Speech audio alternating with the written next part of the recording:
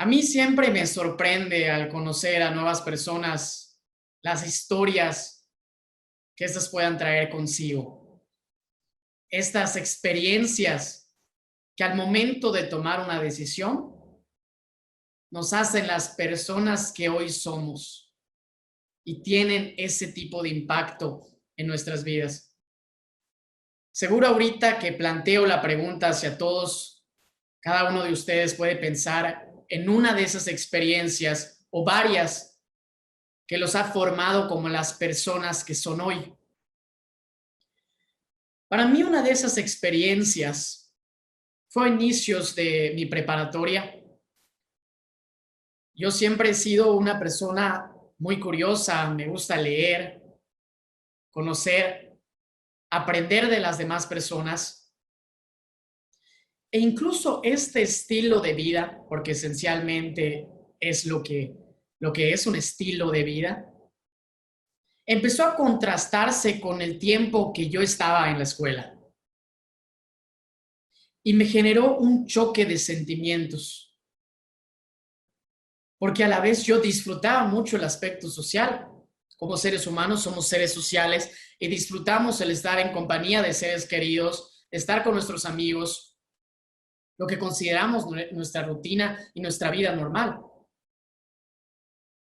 Pero fueron las primeras veces que me empecé a plantear qué tal si yo no me sentía del todo satisfecho al estar pasando este tiempo en la escuela. Y al ponerlo en la balanza, era más fuerte que lo que yo podía sentir al estar con mis amigos. Y estos deseos de aprender más y la curiosidad me generaban este choque de sentimientos. Todavía me acuerdo las primeras veces que se los planteé a mis papás. ¿Qué pasaría si me saliera de la escuela? ¿Cómo marcaría esa decisión la persona que soy hoy? Pero por todas estas dudas, estos miedos, estas trabas, no profundicé en ello y seguí como estaba normal. Hasta que en segundo de prepa, a mediados, surge esta oportunidad que yo considero como una de las oportunidades que tienes una vez en tu vida. Piensen en esa oportunidad que hayan tenido una vez en su vida y les haya marcado. Y yo dije, voy a aprovechar esta oportunidad al 100%.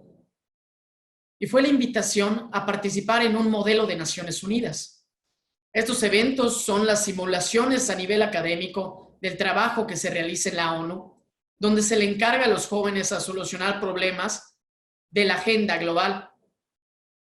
E íbamos a viajar hasta la ciudad de Nueva York en los cuarteles generales de las Naciones Unidas para realizar estos esfuerzos. Entonces yo estaba muy emocionado. Era una de esas oportunidades que sé que van a cambiar la vida y tenía que aprovecharla al 100%. Entonces empecé una preparación ardua y continua. Y dentro de todo este tenor, llegó el momento donde se abre esta convocatoria para seleccionar a 11 ponentes que vayan a hablar en la tribuna de las Naciones Unidas, de la Asamblea General, en la ONU. Este espacio que seguro muchos hemos visto en las noticias, donde vemos hablar a Donald Trump, a Obama, a Malala Yousafzai, a Emma Watson, entre muchas otras personas. Se abrió este espacio para que 11 jóvenes de todo el mundo puedan dar un discurso en ese lugar. Yo, como quería aprovechar esta experiencia al 100%, apliqué. Me acuerdo el día que me llegó el correo, estaba regresando de un viaje familiar al mediodía y el asesor nos dijo, tenemos una junta a la 1 para hablar sobre estos detalles. Prácticamente lo que hice fue llegar a mi casa, bañarme y de 1 nos vamos directo para la junta. Y al llegar, lo que me sorprendió fue que de 12 integrantes que éramos el equipo de trabajo, solo 2 estuvimos presentes en esa junta. Su servidor y un amigo más. 12 personas tuvieron la misma oportunidad para participar en esta convocatoria y aprovechar esta oportunidad. Sin embargo, solo 2 estábamos ahí. Quizá que a esto se le sume el hecho de que la convocatoria cerraba ese mismo día, a la medianoche. Eran la 1 de la tarde, las 2. Lo que hicimos fue leer la convocatoria a detalle, platicarla y enseguida nos pusimos a trabajar, a refinar el discurso. Era en inglés. Ya se imaginarán ustedes los estándares que utilizan en las Naciones Unidas. Pero sin embargo, nos pusimos manos a la obra, no pensamos en esas cosas y finalmente el trabajo lo terminamos para ahí de las 10 de la noche. Lo enviamos y quedaba esperar. Pasaron días, una semana, 2 semanas, 3 semanas. Yo inevitablemente pensé, no vas a quedar. Es una de esas oportunidades de 1 en 1.000.000. 11 jóvenes de todo el mundo. ¿Qué te hace pensar que tú eres lo suficientemente bueno para estar dentro de ese grupo? Son cosas que pensamos, que llegan a nuestra mente cada vez que tenemos estas decisiones. Y entonces me llega el correo. Me acuerdo con mi familia, estábamos sentados en el cine, se acaba de estrenar Creed 2 y se ilumina la pantalla de mi celular. Me salgo de la sala para verlo más a detalle y el correo dice: Andrés, has sido seleccionado como uno de los 11 ponentes para hablar en la tribuna de las Naciones Unidas. Fue en ese momento donde no solo para mí, pero para toda mi familia, se eliminó el estigma del 1 en 1.000.000. Ya nunca lo volvemos a pensar. Y todo cambió desde ese entonces. Emocionado al quedar como uno de estos 11 ponentes y en el mismo tenor de mi preparación ardua y continua, le sumé, aparte del desarrollo del evento, la preparación de mi discurso. Pero decidí dar un paso más ahí y pensé, ¿qué pasa si el discurso no lo leo y lo digo a viva voz? No iba a llevar el papelito para tener la tentación de leerlo ese día. Al comentárselo a mis asesores, lo primero que me dijeron fueron que estaba completamente loco. Algo es dar un discurso en un escenario, otra cosa es pararte ahí y decir ese discurso. ¿Qué pasa con los nervios? ¿Qué pasa si te equivocas, si te confundes? La ONU no permitía esos errores. Te daba 1 minuto y tenías que hacer ese minuto completo con las palabras exactas que tú habías dado. No puedes dar lo que tú quisieras. Finalmente estás hablando a todo el mundo. Es un escenario mundial. Sumado a todo esto y la idea de no tener el papel contigo. Por supuesto que ellos tenían todo ese aspecto de los nervios, el temor y las dudas. Pero todo ello, al contrario de asustarme y frenarme, lo que hizo fue motivarme a prepararme aún más. Usualmente siempre me preguntan, oye Andrés, cuando doy las pláticas de habilidades de expresión oral y hablar en público, ¿cómo disminuyo los nervios? ¿Cómo quito los nervios? ¿Cómo los puedo controlar? Y es que personalmente yo detesto, toda mi vida he detestado los nervios demasiado. Y es por eso que me preparo, incluso más de lo que debería. A mayor preparación, menores nervios. Encontré una correlación ahí. Entonces, lo que hice fue que para ese minuto le dediqué una preparación de aproximadamente más de 3 meses. Yo creo que los deportistas de aquí deben sentir la semejanza de cómo mejorar ciertas habilidades o disminuir tiempos tan pequeños nos puede llevar a una preparación de más de 1 año. Así estaba, todos los días repasando el discurso una y otra vez, innovando en maneras de cómo no equivocarme haciendo cosas al mismo tiempo para dominarlo. Pero yo me puse la meta de no quiero sentir nervios ese día. Así pasaron los 3 meses, más de la preparación, y finalmente llega el momento. Viajamos a Nueva York, aterrizamos, es el día de la inauguración y todo rinde frutos. Entramos a este salón que es la Asamblea General. Permítanme mostrarles una foto para que puedan imaginarse la clase del lugar que es. ¿Pueden ver todos la presentación? Perfecto. Este fue el sentimiento al entrar en la Asamblea General. El estar en ese espacio. Este lugar donde se han tomado las decisiones más importantes y han cambiado el mundo. Podría detenerme en cada uno de los detalles y sentimientos que experimenté esa tarde, cómo me llevaron tras bambalinas, como pueden ver ahí por las paredes, a sentarme con los demás ponentes y esperar al momento de pasar a nuestro discurso. Siempre cuento esta anécdota que al sentarme, al lado de mí se encontraba un chino, como pueden ver en la foto, y empecé a platicar con él y se le veía nervioso, estaba temblando y tenía su papel para prepararse. Lo conocí, platicamos un poquito, hasta que finalmente me dice, oye, por favor, Andrés, deja de hablarme, que necesito concentrarse. ¿No ves que estoy temblando? Y le digo, bueno, ok, perdón. Y lo dejo en paz. Y me doy cuenta que toda esa preparación rindió frutos, porque me sentía seguro y confiado con mi preparación. Y en consecuencia pude disfrutar ese momento y admirar el estar sentado en un lugar así. También entre estos ponentes, el que está al lado de mí es Conor McMiller. Es un estudiante de la American University en Estados Unidos que bromeamos entre todos los participantes del evento que dicen, oye, no te vayas a sorprender que este Conor en 20 años lo veamos como el futuro presidente de los Estados Unidos. Nos comentó que ahorita ya está trabajando con Nancy Pelosi, que es la tercera mujer más poderosa de Estados Unidos. Y compartimos estos mismos sentimientos donde él me decía, no, yo igual es que odio los nervios, necesitaba prepararme.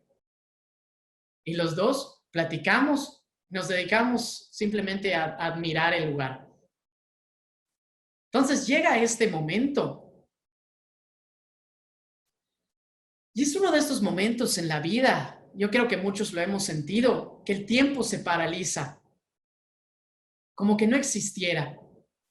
Y experimentamos algo como la eternidad, entendiéndola como ver el pasado, el presente y el futuro al mismo tiempo. Así me sentía yo. Y me cayó el 20. Andrés, tú sí puedes. Tú sí puedes lograr lo que te propongas. Pero no en ese cliché que estamos acostumbrados a escuchar, sino realmente poder lograr lo que nos proponemos si le dedicamos el tiempo y la preparación que se merecen. Y entonces todos los nervios desaparecieron. Todos esos temores y las dudas se fueron también. Y pude tomar la decisión en ese momento, antes de decir las primeras palabras, de cuando regrese a Mérida, oficialmente voy a salirme de la escuela. Y ustedes podrán decir, oye, Andrés, ¿cómo se relaciona todo esto con el liderazgo? ¿Cómo una historia personal y tan íntima se relaciona con un tema tan general como el liderazgo? Y es que precisamente estas historias personales e íntimas que tenemos, experiencias de liderazgo que todos tenemos día a día, estoy seguro que al día tenemos mínimo una experiencia de liderazgo.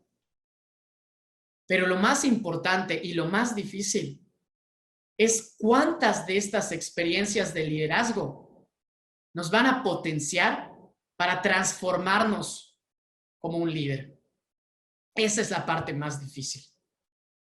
Y me empecé a hacer estas preguntas el año pasado y cuando sucedió estos eventos. ¿Cómo voy a poder aprovechar estas oportunidades, no perderlas y agarrarlas para que me potencien? Y empecé a buscar distintas herramientas y entre ellas, ¿por qué no mejor? Y crear una propia. El cada uno de nosotros crear nuestra herramienta que esté adaptada a la persona que somos y a la manera en la que trabajamos. A la mía la titulé el MOPAS. es este acrónimo, un mapa que me permite identificar qué oportunidades pueden potenciarme. Cada uno de nosotros puede crear su propio mapa, su propia herramienta. Y me gustaría que todos juntos fuéramos viendo cada una de las letras de este MOPAS. Pero antes de empezar, siempre tenemos que tener en cuenta la pregunta fundamental de quiénes somos. Nos hemos sentado a pensar, ¿quién eres? ¿Cuál es tu objetivo? ¿Y a dónde quieres llegar? ¿Y cómo vas a conseguirlo? ¿O estamos reaccionando nada más a nuestro día a día? ¿Estamos en las cosas que estamos acostumbrados o no nos atrevemos a hacer esto que estamos relacionando? Y nos incomoda porque no estamos acostumbrados a hacernos estas preguntas. Lo usual quizá es disparar la reflexión de dónde me veo de aquí a 15 años. Nos ponen este ejercicio en el trabajo o en la escuela, la reflexionamos ese mismo día y después dejamos de pensar en ello. Pero los líderes se van haciendo estas preguntas siempre y todos los días. Las están evaluando una y otra vez. Yo creo que un caso que todos estamos familiarizados es el de Facebook. Desde el inicio se dio cuenta cuál es lo que él quería lograr y que sus decisiones iban a tener un impacto a largo plazo. Desde el inicio sabía que lo que él iba a tomar iba a impactar la decisión de su proyecto, incluso para 10 años. Nosotros, ¿hace cuánto que no nos hacemos estas preguntas de quiénes somos? Es lo que los académicos en el mundo del liderazgo llaman como personal development is leadership development. El desarrollo personal es el desarrollo del liderazgo, porque es el centro de donde todo surge, en las historias de las personas humanas. Y en la práctica, esto en la teoría, primero, podemos darnos cuenta, oye, es algo muy obvio, ¿no? Pero en la práctica no es así. Y yo lo veo al trabajar con distintas escuelas de liderazgo que empiezan a realizar distintos proyectos y luego dicen, oye, es que le puse este proyecto a los chavos y lo hicieron y lo hacen una semana, lo llevan un mes, lo llevan 2, pero después de eso desaparece y no lo continúan. ¿Por qué? Porque primero no hubo estas preguntas fundamentales y no había algo que les llamaba la atención. Esa idea no era lo suficientemente fuerte para trascender con el tiempo. Y al momento de nosotros de poder saber quiénes somos, ahí ya podemos empezar.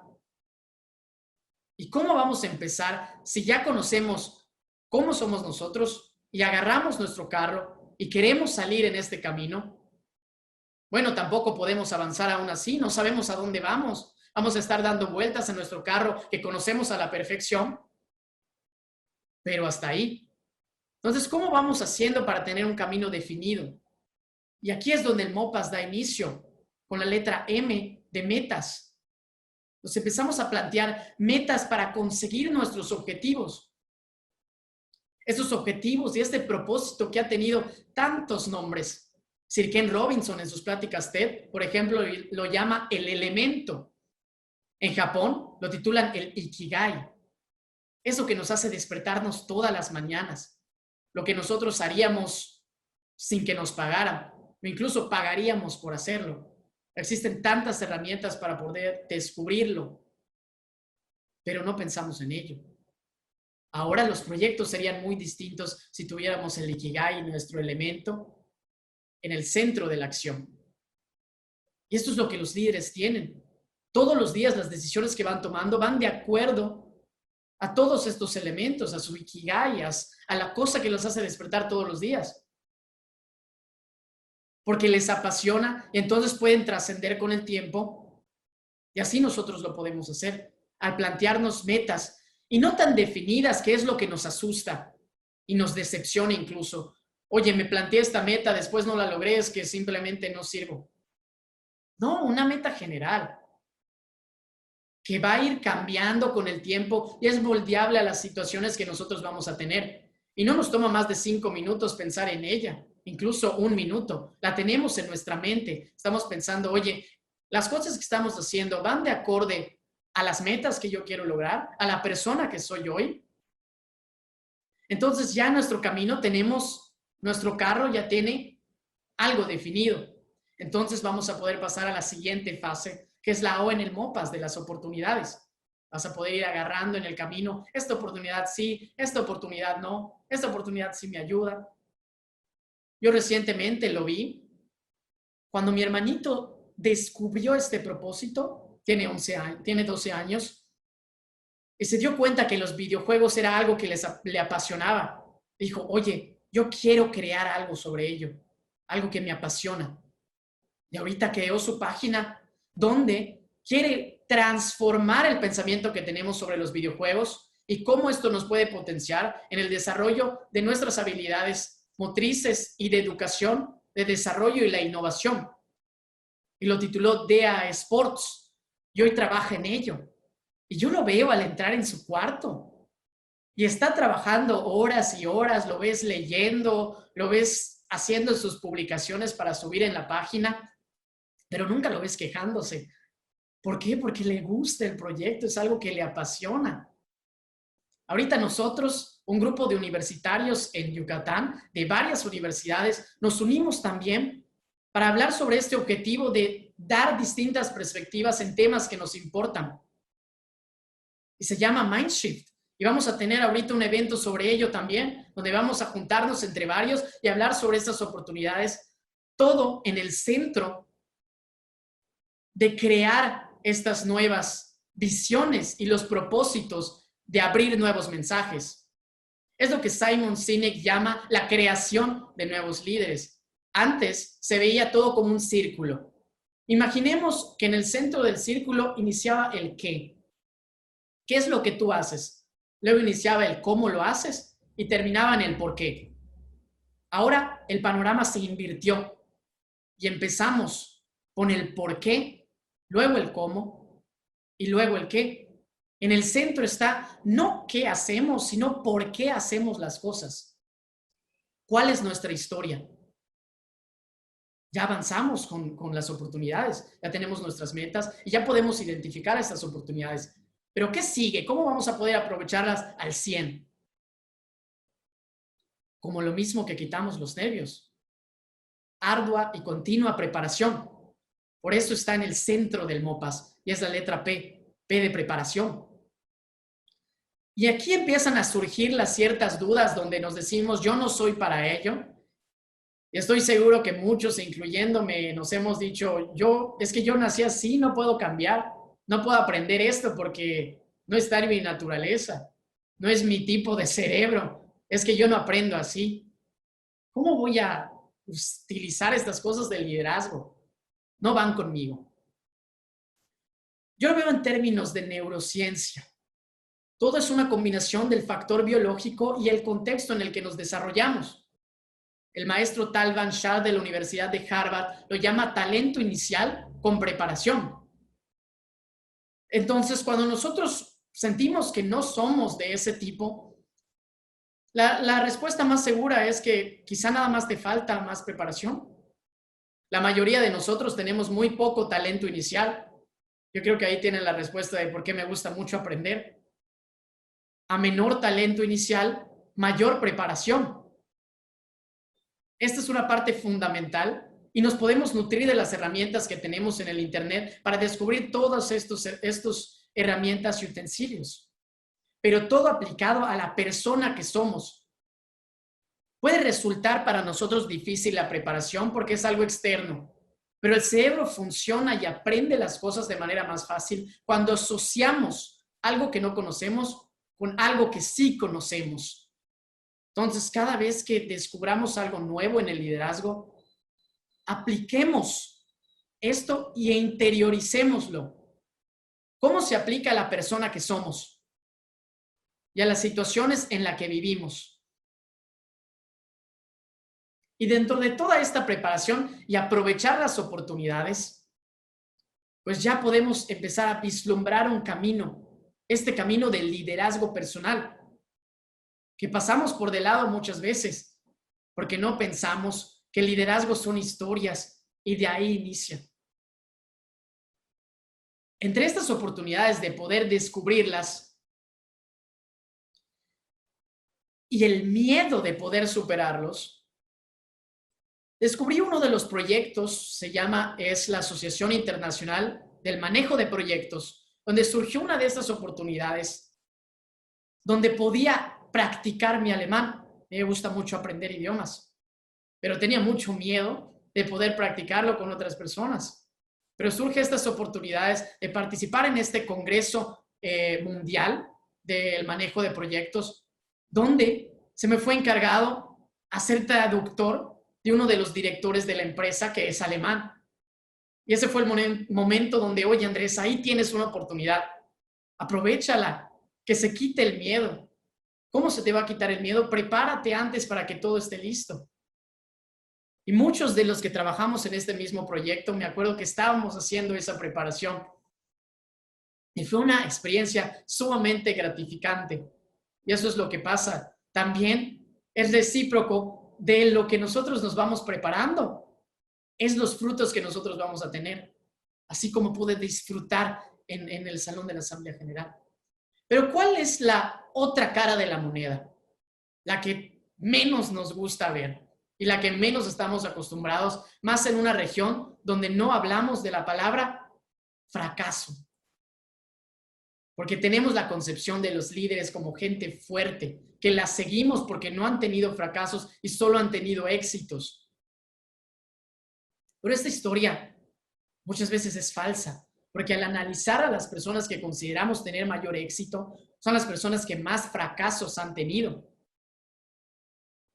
Es increíble darnos cuenta de esto, pero porque ellos no ven los fracasos como tal, sino como escalones a conseguir el objetivo que ellos quieren tener. ¿Y por qué no se rinden? Porque están buscando la oportunidad de lograr hacer lo que les gusta.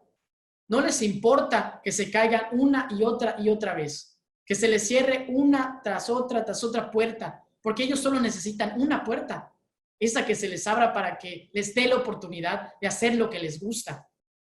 En la cultura de Silicon Valley, en San Francisco, te miden dependiendo de los fracasos que tengan, y eso va a depender si vale la pena que inviertan en tu siguiente empresa, porque lo ven como escalones de aprendizajes que tú has tenido y por lo tanto ya creciste. Recientemente, hace algunas semanas, compartí un artículo de la revista Nature, donde habla de esta otra cara de la moneda y nos plantea un reto. ¿Qué tal si escribimos nuestro currículum de fracasos? Qué idea tan extraña. Así como tenemos nuestro currículum normal, ¿por qué no escribir un currículum de fracasos que va a mostrar más de lo que nosotros somos? Porque demuestra toda esa preparación que al final explica nuestros éxitos de nuestro currículum y nos muestra humanos que cometemos errores. El liderazgo es humano. Imagínense que después de hoy empezáramos a escribir nuestro currículum de fracasos, escribiéramos las competencias que no hemos ganado, las becas que no conseguimos, los trabajos a los que no entramos, entre muchas otras cosas, y nos van revelando quiénes somos nosotros y la historia que somos. Me parece una idea fundamental. Tal Ban-Shar llama todo este proceso de liderazgo el escribir nuestra propia biografía. ¿Te has puesto a pensar y a redactar en tu mente cuál es tu biografía? De aquí pasamos a la otra parte, la A del MOPAS, el análisis de todo esto. A mí me llegó después de tomar esta decisión, después de aprovechar la oportunidad y de prepararme.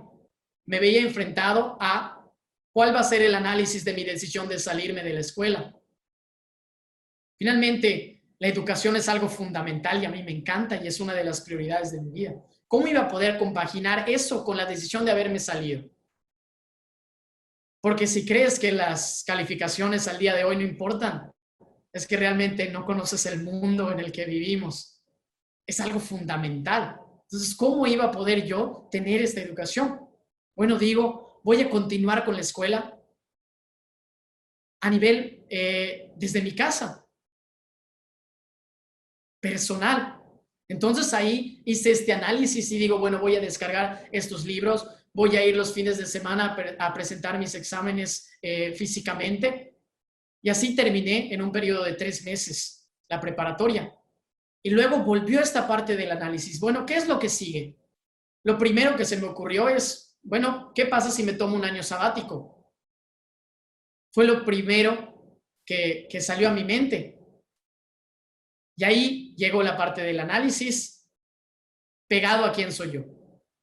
El tomar mi año sabático va de acorde a mis principios de mantener mi educación, de aprender más y de desarrollar hábitos. No, me di cuenta que no. Entonces, esta A de análisis me permitió tomar la decisión de, bueno, voy a entrar a la universidad un año adelantado para poder seguir fomentando mi educación. Así me encuentro hoy, me matriculé en la carrera de Relaciones Internacionales y eso es lo que estoy estudiando hoy y me encanta. Y eso es como todas nuestras decisiones van tomando la forma de este MOPAS. Ya nos pusimos metas, ya aprovechamos oportunidades, ya analizamos todo esto, tuvimos la preparación en medio, empezamos a completarlo. Bueno, ya tenemos toda esa parte del liderazgo personal, el personal development, pero eso es suficiente. Nos damos cuenta que tampoco es suficiente, porque nos enroscamos en algo que José Saramago, el escritor, lo llama como la ambición de centrarnos en el crecimiento personal únicamente. Y para no caer en estos errores y poder analizar un mayor espectro, ya que nosotros nos conocemos, podemos entrar a otros cuadrantes y realizar que el liderazgo sí empieza en nosotros, pero no se queda ahí, porque se asemeja a la vida y tiene que tener este sinónimo de complejidad y estar completo. Y uno de los ejercicios que realizan en la Universidad de Pennsylvania por el doctor Stu Friedman va más o menos así. Aquí está el trabajo que hicimos en el Congreso Mundial. Ahí está el director Reinhard Wagner. Como pueden ver, me lleva más de una cabeza. Ahí terminé y superé mi miedo de practicar el alemán con un alemán. Y este es el ejercicio que realiza el doctor Stu Friedman y lo llama The Four-Way View. Vamos a analizar los 4 cuadrantes. Él los divide como la carrera y nuestro trabajo, la familia y la casa, la comunidad y la sociedad y nosotros mismos. Tomemos un tiempo y háganse la reflexión. ¿Cómo están en cada uno de estos cuadrantes? ¿Le han dado la importancia que se merecen? ¿El enfoque? ¿Su satisfacción? ¿Su desarrollo en ellos es bueno? Puede que le dediquen mucho tiempo al trabajo, pero su familia está descuidada. O por el contrario, se enfocan mucho en las otras personas que han descuidado esa parte de ustedes mismos. ¿Cómo están en estos cuadrantes? Esto es lo que el doctor Stu Friedman llama total leadership, el liderazgo completo, donde involucra todos estos cuadrantes que complementan el liderazgo y complementan nuestra historia. Y que una vez que nosotros ya conocemos la nuestra, que es como en el amor dice, no puedes amar a alguien si tú no te amas primero. En educación no puedes enseñar algo si antes tú no lo entiendes. Entonces, al entendernos nosotros, ya vamos a poder enroscar nuestra visión personal en una visión y una meta más amplia, que incluya al mundo, que incluya a nuestra comunidad y a las personas que queremos, ya con un equipo de trabajo. Pero la reflexión es suficiente. El personal development es suficiente. El total leadership es suficiente y dejarlo hasta ahí. No, es momento de terminar el MOPAS, terminar con la letra S que lo corona. S de seguimiento, que en liderazgo lo llaman action leadership, liderazgo de acción. Es momento de, al tener esta reflexión, pasar a la acción y todas estas metas que nosotros queremos lograr, ponerlas en la realidad misma. Bueno, pues ya es momento de hacerlo y participar en las cosas que nos gustan y que ya nos conocemos. Ahorita estamos trabajando en estos eventos de modelos de Naciones Unidas aquí en Yucatán. Estamos trabajando con la UADY para realizar uno. Y en el equipo de trabajo nos reunimos todas las semanas para nuestra junta. Y me sorprende mucho que aquí vemos el Action Leadership también, de cómo un proyecto tan grande que requiere el trabajo de distintas secretarías para que se realice el proyecto y que se complementan en sí. Veo en el director general del proyecto algo que me llama mucho la atención y es el fundamento del Action Leadership. Y es la parte de escuchar a los demás. Y todas las juntas, los miércoles, al decir los puntos que vamos a tratar, siempre pide la opinión de cada uno de los integrantes del equipo y la escucha atentamente. Y al final, toma la decisión. Y no falla, todos los miércoles lo repite. Escucha las decisiones de los demás, porque también reconoce, y esto es principal en el Action Leadership, que muchas veces no sabemos todos y que nosotros tenemos nuestra historia, así como los demás tienen su otra historia, sus fortalezas y su área de dominio. Entonces así empezamos a realizar estas cosas.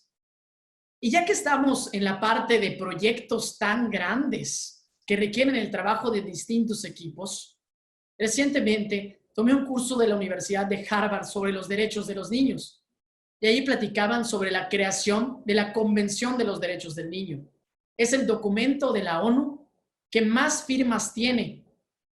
Todos los países del mundo, excepto Estados Unidos, han firmado ese documento. La pregunta que me surge es, ¿cómo haces que 192 países se pongan de acuerdo en temas que pueden llevar a tanto debate como son los derechos de los niños? Y en los videos explica la directora general del proyecto que lo que hicieron es dividirlos en distintos equipos en los temas claves a tratar, pero seleccionando a los actores clave dentro de esos temas, donde saben que van a poder aportar su granito de arena. Entonces dividió estos 192 países en pocos y tratar los temas que ellos dominan. Y al final, ya que ellos hayan hecho sus soluciones, sus resoluciones, lo plantean hasta el Parlamento con todos. Y el trabajo se hace mucho más fácil. En el trabajo de las Naciones Unidas, después de dar el discurso y empezar a trabajar en estas soluciones, igual se dividen en comités. A mí me tocó el de la mujer y discutimos el tema sobre el empoderamiento de la mujer para buscar soluciones a ello. Y esta parte de escucha y de división de equipos resultó fundamental, porque nos seleccionamos entre varias regiones, trabajamos en regiones del mundo y empezamos a realizar soluciones para buscar cómo empoderar a la mujer. Y escuchando lo que podían decir las demás personas, me fascinó completamente, por el hecho también que descubrí cosas fuera de mi cultura. Por ejemplo, conocí a personas tan asombrosas como mis amigos de Qatar. Estas personas de Qatar, a ver aquí, estos, empezaron a comentarnos, oye, ¿cómo se vive la experiencia ahí y qué desafíos tenemos? Y se me abrió la mente. Yo solo pensaba en el contexto cultural en el que estaba. Y al escucharlos a ellos y ver su liderazgo, todavía dije, me falta un montón más. Hay muchas cosas que yo no sé. Y así fue al platicar con mucha gente y conocer sus historias. Esas fueron las presidentas del consejo que nos guiaron, una de Canadá y la otra de Ghana, que también nos abrieron a la comunicación y a estos esfuerzos que hacen el trabajo más sencillo. Amigos de Bangladesh, de Malawi, de Jamaica, que enriquecen esta diversidad de personas. Al contrario de asustarnos, enriquece a las personas. Y en el Action Leadership se empieza a formular y nos empezamos a formular con las experiencias que tenemos nuestra propia teoría de liderazgo. Gracias a estos esfuerzos, empecé a crear la mía propia. Y la llamo la teoría del liderazgo fluido. He tenido el privilegio desde toda mi vida de convivir con un grupo de amigos, 12 amigos desde la infancia, que veo en cada uno de ellos aspectos del liderazgo y que se apasionan por lo que hacen. Y cada evento que nosotros hacíamos, actividad, innovación que nos gustaba perseguir, cada uno tenía su momento de brillar. Y por eso yo lo veo como fluido, como un círculo que va cambiando. Y dependiendo la actividad en la que cada uno era bueno, era su momento de brillar. Y nosotros lo apoyábamos y nos gustaba, nos entusiasmaba, porque veíamos cómo le apasiona esa actividad. Y hasta ahorita sí estamos haciendo distintas cosas y rotándonos el liderazgo. Y con estas experiencias se empezó a fortalecer esta idea del liderazgo fluido. Después de estos esfuerzos en la ONU, recientemente este año, fui a un evento en la Universidad de Harvard, donde más de 2,000 universitarios de las escuelas con más exigencia de todo el mundo, también nos reunimos a platicar sobre estos temas de la agenda mundial y dividirnos en nuestros comités para ver soluciones específicas. Y mi teoría del liderazgo fluido se amplió a muchos aspectos. Y al estar en la universidad, al iniciar, aquí estamos ya en la universidad, nos tocó el equipo de trabajo, éramos 53 universitarios de alrededor del mundo, eran de las escuelas más exigentes que había, de Yale, de Pensilvania, de Stanford, y éramos 54 estudiantes que íbamos a tomar el tema de cómo combatir el cambio climático a través de soluciones en la economía mundial, a través de subsidios medioambientales. Un tema sumamente complicado que no lo puedes hacer con una sola persona. Y al yo estar sentado e iniciar la conferencia en la parte de los discursos iniciales, me llega este mensaje de este británico alrededor del otro pasillo. Y la nota me decía, oye, qué bonito pin traes. Y yo me quedo así. ¿Por qué me mandó eso? O sea, ¿por qué? ¿Cuál es el objetivo de decirme que tengo un buen pin? Yo no lo entendía. Pero luego resultó que al momento de abrirse estas mesas de negociación, lo primero que hice fue ir con él, platicar y empezamos a liderar la negociación.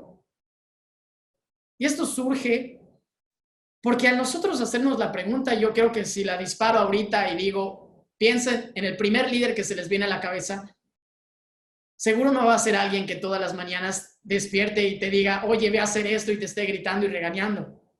No, nos imaginamos a alguien agradable, alguien que nos inspira, que nos gusta estar alrededor de él. Y luego pude darme cuenta que al platicar con él, Mitchell Leneville, resulta que es el que hace los discursos y el director de proyección personal del procurador de Estados Unidos. Entonces, seguro esa estrategia del PIN no es para nada inútil y carente de sentido. Y así nos pusimos a trabajar entre todos nosotros y surgieron más cosas que me llamaron la atención. Esta teoría del liderazgo fluido volvió a implementarse, pero a otro nivel, donde gente que conoce tanto sobre el tema y que dirías, no voy a verme firme, sin debilidades, porque soy de esta universidad de exigencia. No, por el contrario, ellos se sentían orgullosos al momento de reconocer el trabajo de las demás personas. Y siempre decían, oye, tú da el discurso porque eres bueno hablando. Tú haz la investigación porque eres bueno en ello. Tú realizas tus datos porque es tu área de dominio. Y no tenían pena en decir lo que no sabían y en reconocer el trabajo y el dominio de los demás, que es algo que muchas veces nos puede pasar, el sentir la envidia de los demás y querer acaparar y liderar. Pero muchas veces el trabajo es sumamente abrumador.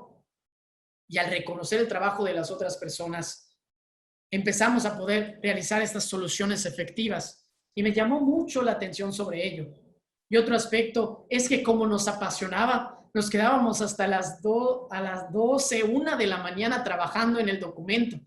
Nos veías en los pasillos tirados, todos en círculo con los documentos, pero no veías a nadie quejándose. Al contrario, querían estar más tiempo y para ellos era un orgullo el último que se quedara. Era una clase de juego, el primero que se vaya era la burla. Entonces a todos nos gustaba quedarnos y perfeccionar este documento. Al contrario de quejarnos, nos apasionaba. Y dentro de ello también teníamos nuestros espacios de descanso, donde llevábamos la relación no solo estrechamente de trabajo, sino a conocernos. Y no digamos que nos volvemos los mejores amigos ni nada, pero solo el hecho de reconocer que las personas tienen historias, vamos a conocerlas. Y así dentro de esas mesas de trabajo, te conoces a cada persona con su historia única.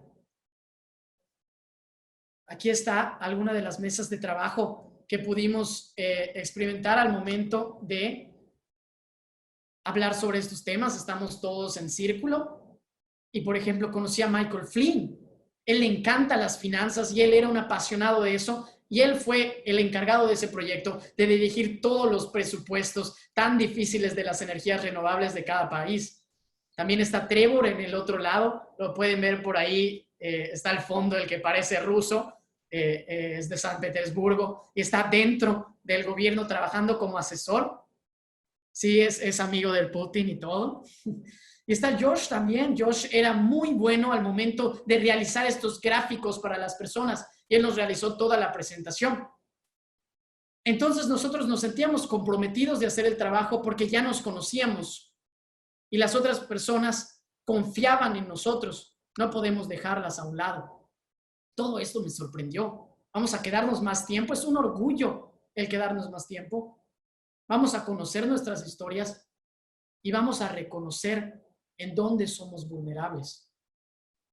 Todos somos muy ignorantes. Lo que ocurre es que no todos ignoramos las mismas cosas. Y como pueden ver en la foto, otra de las experiencias que vi es que siempre soy el más pequeño. Al obviamente entrar un año adelantado a la universidad, pues ellos ya se iban a graduar. Yo, por el contrario, pues todavía esencialmente debía estar en la prepa, siempre soy el más pequeño. Y he experimentado esto por toda mi vida y me ha dado pues esta otra visión de cómo verlo, de darse cuenta que hay gente mucho más inteligente que tú. Yo me di cuenta también al proceso de realizar la plática TED en TEDx UPP, donde varios ponentes hacíamos nuestra plática. Y al entrar en todo este grupo de personas, yo era el más pequeño, en ese entonces tenía 15 años y estaba rodeado de gente que era una eminencia en su campo de trabajo. Y yo me maravillé ante todo lo que ellos sabían, pero también era el momento de buscar cómo puedo yo también aportar algo en beneficio del grupo y ayudarlos también, ¿no? Esto se puede lograr al momento de conocer nuestras fortalezas y quiénes somos. Pero siempre reconocer que no sabemos todo y que ignoramos y desconocemos tantas cosas. Y eso es algo que los líderes se enorgullecen de ello y siempre están buscando rodearse de gente más inteligente que ellos y estar en la sala con mínimo una persona que lo sea. Y si no lo está, es porque están en la sala incorrecta. Y yo estoy seguro que al estar con ustedes aquí el día de hoy, yo me encuentro en la sala correcta. Pudimos ver todo este camino. ¿Cómo pasamos de un liderazgo personal, que es la punta de partida, a un liderazgo de acción? Todo a través de herramientas que nos vamos creando. En este caso, el MOPAS. Analizamos primero quiénes somos para identificar nuestras metas, la M del MOPAS, las oportunidades que vamos a aprovechar, la preparación que vamos a tener, el análisis de todo esto y el seguimiento que va a llevar el liderazgo personal a un liderazgo de acción. Y todo esto enraizado en nuestra teoría personal del liderazgo y el Total Leadership, el liderazgo completo, donde podamos ayudar a la mayor cantidad de personas. Este fin de semana estaba viendo una serie de Disney que es de Imagineering Story, y es la historia de cómo se crean los parques de diversiones de Walt Disney. Y comentan en este capítulo cómo fue el perder cuando fallece Walt Disney, cómo se sentía el trabajo. Se sentían perdidos porque Walt les daba esta visión. Y decían, oye, yo quiero ir a la construcción porque me apasiona tanto cómo Walt hace las cosas que no quiero parar. Entonces vamos todos nosotros a convertirnos en ese Walt, apasionarnos por las cosas que nosotros hagamos y procurar siempre estar en la sala correcta. Nunca olviden, todos somos muy ignorantes, pero lo que ocurre es que no todos ignoramos las mismas cosas. Muchas gracias.